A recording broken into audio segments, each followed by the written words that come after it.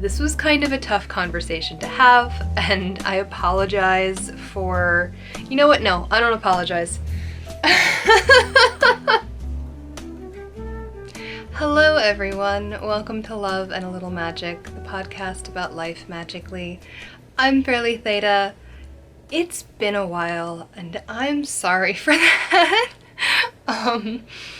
As you can see, if you're watching this on YouTube, the video version, I'm still not quite fully moved. A lot of my stuff is totally packed, which is also why it took me a while to dig out my video stuff. I literally spent like 45 minutes this morning looking for a power adapter for my camera, and it's just a whole thing. So living in two different places right now is really overwhelming. You know, it's been a long road. Yes, I've known that I'm moving since like October, November, but between pregnancy, which was not a fun ride at first, and, you know, trying to maintain my own business, it's been really, really tough to get everything packed and organized and ready to go. And like at this point, a lot of stuff is packed and just not remotely organized, and I'm just gonna deal with it when I deal with it. But so it's still kind of a life in transition, and I think that, you know, when I think about it, it's very appropriate for where we're at right now collectively too. I think this happens a lot where often we end up kind of echoing collective themes in our own personal lives. You know, I'm still taking clients, and the largest, you know, I don't want to say complaint, it's not really a complaint, but the largest, like, confusion that I hear is just feeling like stuck, feeling totally lost in this in-between space. And, you know, I think there's several reasons for that. First of all, it's Pisces season. If you're not super familiar with astrology, you know, Pisces season, I think, has this reputation of being this very, like, airy-fairy, mystical, you know, rainbow mermaid shimmer space. That is so not remotely true. Pisces is not the memes that you see on Instagram. It's a lot tougher than that. You know, it's the last sign of the zodiac, which means that it is the final transition between individuality and collectivity. And even though Aquarius, the preceding sign, is a very collective space, Pisces is where we kind of merge once again with the vast out there-ness. It's not about collective humanity, it's about collective entity. So Pisces season will ask you to finish a lot of unfinished business. And I think that's where a lot of us struggle. You know, think about those 12th house themes. It's about where we are undone and asked to begin again. So we're coming up on the astrological new year later this month. If you're watching this or listening to this in the time that I've put it up, we've got about, you know, 2.5, 3 weeks-ish until the astrological new year, and it's a perfect time to finish up a lot of those things that we've put on the back burner and told ourselves we'll resolve when we get time. Spoiler, there is no time. You know, that's another thing that I think Pisces is really good at teaching us, is that time is a human construct, and there will be no time unless you make it. So it's time to settle a lot of this unsettledness out there. You know, everyone I talk to has been really overwhelmed with personal transition. You know, I'm not the only one moving right now. I'm not the only one having a baby right now. I'm not, you know, the only one going through every single one of my belongings and going, why do I have this? It seems to kind of be in the zeitgeist at the moment. So, you know, there's a lot going on out there, and I recognize absolutely every single one of your individual struggles. I'm right there with you, I promise. We're struggling through it together. And that's, you know, why I sit down to talk to you guys like this, you know. This is what I wanted the purpose of this podcast to be, just to kind of sit down and connect and understand that some of these individual struggles are not so individual, you know. They echo through each and every one of our lives, and if anything, you know, hopefully there's small comfort in the fact that we all experience the same hardships. We all experience the same struggles. Maybe in different times, but that just means that there's always someone who can relate and can help us through what we're dealing with. You know, you're never actually really alone. And that's what I'd like to think that I help some of you remember. The other thing that I think is happening right now is that we are all experiencing a massive collective compassion burnout. It almost sounds forbidden to say at this point, but we're asked to care about so much on a daily basis, you know? It's not just living your life. Allow me for a moment to time travel back to 2019. And you know what, honestly, if I'm being totally dead honest, I feel like this all began well before 2019, probably at least a few years before 2019. It could be going on since time immemorial. That's not to say that 2019 didn't have its own stressors, you know? I knew a lot of people who were going through career transitions, who were either studying for new career paths or getting into, you know, new jobs, or having lost jobs, or, you know, it was definitely a tight financial year. We had Jupiter in Capricorn, and that was not fun. You know, detriments are never fun. But you know, it was largely personal. There really wasn't a whole lot of world chaos to factor into your daily struggle. You know, you got up, you went to work, and you dealt with whatever you dealt with. You were able to come home and either make yourself dinner or order out or go out, and on the weekends you could blow off steam with your friends, and life was what it was. We had outlets, you know, we had social outlets. And it didn't quite feel like the barrage of bad news that we get now. And when 2020 turned the calendar page, and we had our great conjunction, as well as the Saturn-Pluto conjunction, which was its own thing as well, all of a sudden, we were thrust into this very collective space. You know, everybody was caring about the same thing, and that was great. It actually felt really unifying for a brief, fleeting moment in time. It was really nice to be on the same page and have the same causes and concerns as everybody out there. And then it kind of became a lot. We are now, what, you know, 2 years beyond that point, and I feel like the news just brings more collective concerns every single day. And I'm not making any sort of statement on the news itself. You know, the stories that are coming out are largely atrocious, and, you know, there's a whole lot of terrible things happening in the world, but what I am commenting on is the effect that it's had on our mental health.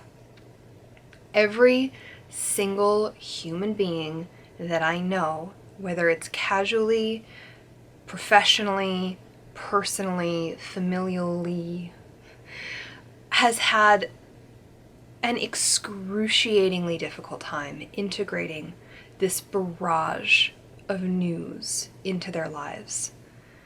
And it would be one thing if we could pause our personal lives and just deal with the collective. But that's not how life works. We don't exist in a vacuum. The news does not exist in a vacuum. And we have our own lives to conduct as well.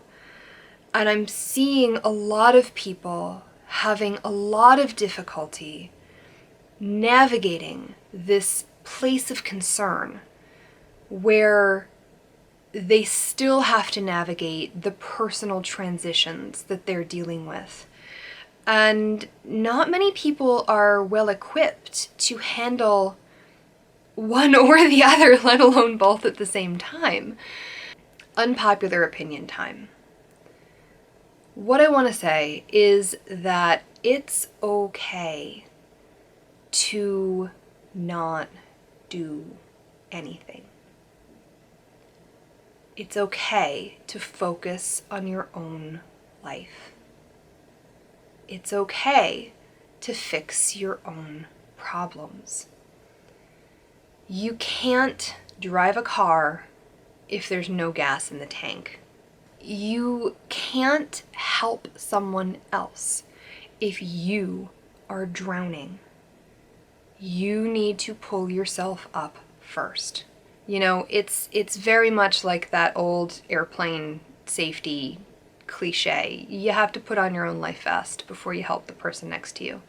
Except it's a little more real than that, because if you put on someone else's life vest before putting on your own, you know, I don't know, it seems like you still have a pretty decent chance of having time to get yours on too. This is not the case here. You have a finite amount of energy. And if you are pouring all of that energy into anxiety and fear and worry, you're not going to benefit yourself in any way, shape, or form, and you're not going to benefit anybody else. The fact of the matter is, the vast majority of people cannot do much to help the state of the world. Again, unpopular opinion, but it's true. If you're a politician, if you're a journalist, if you have a large platform to speak out and, you know, put out stories to people who might not otherwise see them, if you have international connections and can work with contacts overseas, if you have massive amounts of stores of resources, food, money, whatever it is to send to people in need, you can do something. But if you're struggling to pay your rent, if you're not sure whether or not you're going to need to vacate your apartment, if you're not sure whether your next paycheck is even going to cover your gas tank prices, these are all things that require your attention first and foremost. It's useless to worry about the state of the world when your own life is in shambles. You need to fix what you can before you turn your sights on the larger whole. And that might enrage some people. That might really sound selfish and, you know, egocentric, but I promise you it's the exact opposite. Because remember, collectives are made up of individuals. And if every individual in that collective is in pain, is deprived, is not well, the collective is in pain and deprived and unwell. We need to fix the individuals in order to fix the collective. I don't want to say it's that simple, because obviously everything is so nuanced and detailed, and there are a million pieces to the larger collective story that we don't see. We can't see. It would drive us crazy to see. We're already going crazy. Don't you understand? You have to laugh, right? I mean, what a time to be alive. I find myself saying that to people more and more often lately. Like, you know, people use these platitudes all the time, and I think that they become this kind of shorthand for I care, when instead it's just like, oh, I know the world is crazy, right? It's crazy, right? What are you gonna do? I mean, it is what it is. And it's like, I find myself meeting that statement with, what a time to be alive, in this exact expression. And they just look at me like, is she on drugs? Like, what is going on there? Why is she excited about this? And I'm not excited about this. I honestly dread looking at my phone every single day because I am also on compassion burnout. But you have to laugh because what are you gonna do otherwise? You know? I have shed my tears so often for so many people that I don't even know, that I have never even met. People that I have met, people that I haven't met. I have cried rivers for so many people. And the thing is, it doesn't change anything. All it does is make me tired and make me feel less equipped to deal with everything in my own life. And shouting from the rooftops also doesn't do anything, at least not in my experience. In my experience, people already feel the way that they're going to feel. And for me to tell them how to feel is just not helpful. It makes me angry, it makes them angry, it makes us hate each other, and it further polarizes this incredibly polarized dynamic that we are living within. So that's not the way to go about it. And what I have found is the most helpful is to simply live my own life.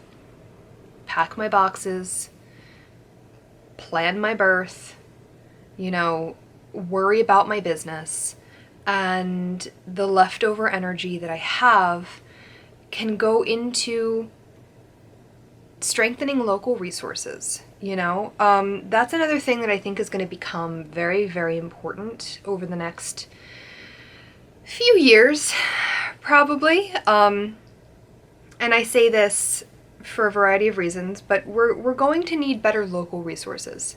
If you do not like where you are living, if you do not like who you are living with, it's time to change that. That is something that you can do. It's time to do something about your own situation. This is where your energy needs to go. I understand that it's not that easy for most people to just pack everything up and leave. But I do think that if you are unhappy, you need to examine exactly what it is that's within your power to change, and change it. We can't keep living in this burnout climate. You know, we have been in a state of constant flux for years now. And the only way to gain any stability is to become stable in yourself. Fix the individual, and the collective becomes progressively more healed. Heal yourself if you want to heal the collective. Look, I know these are all unpopular opinions, and I know that it would be very easy for every single person listening to this, watching this, to point their fingers and accuse me of being selfish, and that's the worst thing you can be these days, right? Selfish. But I honestly say this for your benefit. You need to survive in this new world. And the only way that you can do this is by focusing on what you need. You need to fill your own cup. You cannot pour from an empty cup. If you're feeling empty, if you're feeling depleted, you need to figure out how to refill those stores. What is it that's missing from your life? How long has it been since someone showed compassion for you? If you're pouring compassion back into the world, where is it coming from? Do you have any compassion for yourself? That's really where it needs to start. Because I think a dangerous side effect of all of this change has been that so many of us fall into these pits of self-loathing. And that's not conducive to actual compassion for anybody, let alone personal growth. This was kind of a tough conversation to have, and to be honest, it was the result of weeks of pent up, I don't know what to say-ness, as I've sat in this own place of transition in my own life. If you are on my Substack, which by the way is going to be totally free for the next few months while I'm on kind of a pseudo maternity leave, if you're on my Substack this week, I'm going to be putting out an article about Pisces season and transition and the hanged man dynamic that we are currently living within. So if you kind of are listening to this just going, oh wow, I'm really not sure what she's talking about, there's a lot more information incoming in that newsletter, so make sure you're on the list, thatastrologer.substack.com. That goes out Saturday. I've been sharing a lot more personal stuff on my newsletter lately. It's been less the deep dive academics, although that's still very much driving the ship, driving the car, driving the whatever. But it's focused a lot more on the practical application of some of these hard-hitting academic deep dives in my own life and how it's affected me and my journey. And I've gotten some really great responses, and I really, really thank every single one of you who has reached out to give me your thoughts and your opinions and your own stories. It's really meaningful to me to hear that. This is why I do this, you know? If my experience can help even a handful of people, I feel like it's worth it to put out all the awkward, all the unpopular opinions, just to kind of, again, show you guys that you're not alone. I'm in the thick of it right there with you. So, thank you so much for listening. If you are listening on your favorite podcast platform, you can leave a review and help other people find this a little bit easier. It would mean the world to me.